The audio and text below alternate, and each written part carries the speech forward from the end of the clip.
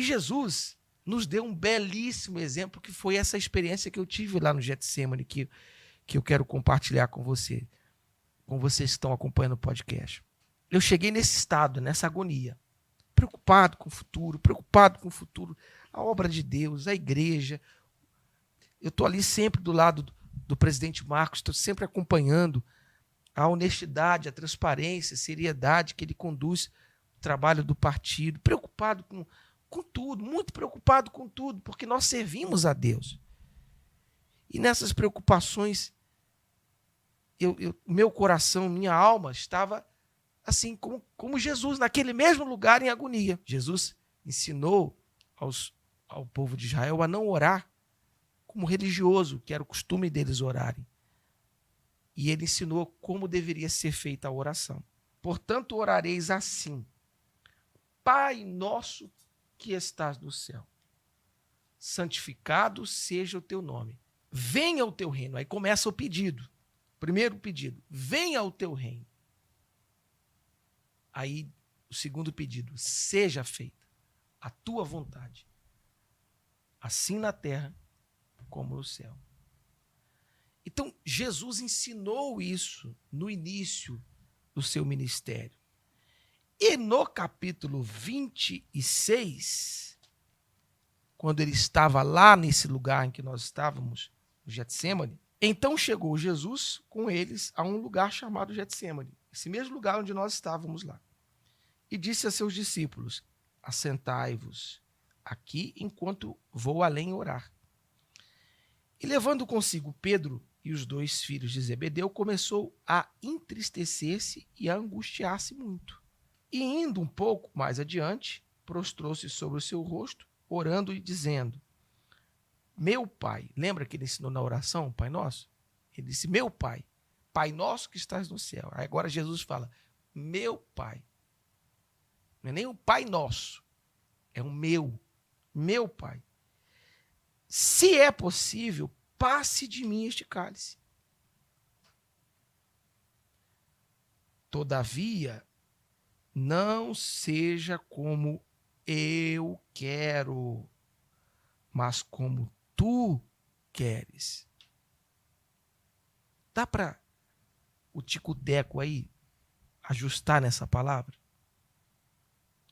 O Filho de Deus, Deus em pessoa, em forma física, em forma humana, que poderia mudar o futuro, sabendo do futuro, poderia mudá-lo, sabendo das coisas que sofreria, poderia mudá-las. Disse: meu Pai, se é possível, passe de mim este cálice. Todavia não seja como eu quero, mas como tu queres. Então, a experiência que eu tive com Deus foi incrível.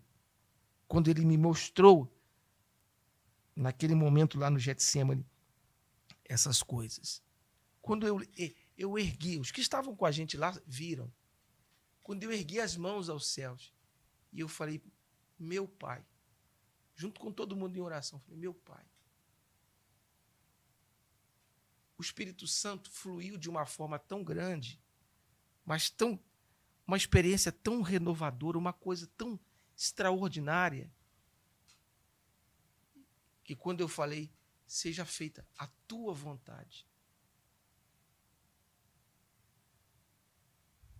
foi uma experiência que, assim, é difícil a gente encontrar palavras. Eu terminei a oração, eu fiquei ainda uns 15 minutos, não sei se chegou a isso, mas eu me lembro que eu abracei a Michele e eu estava em prantos. Porque a minha alma foi tomada por uma paz. Por uma paz indescritível.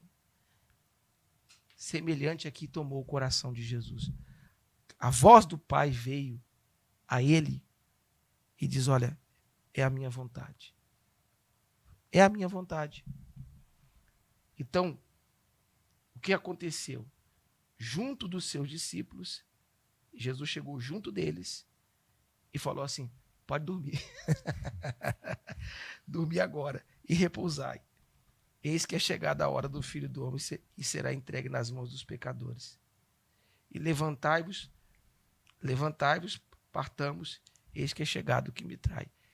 Acabou a agonia, acabou o desespero, acabou o terror, acabou o medo, porque o Pai mostrou para ele que aquilo era vontade. Ele tinha que passar por aquelas coisas, que era necessário. E trazendo isso para o cenário político e para a nossa vida de uma forma geral, mas para o cenário político do Brasil, é o que o Espírito Santo trouxe como paz para mim, na mesma hora.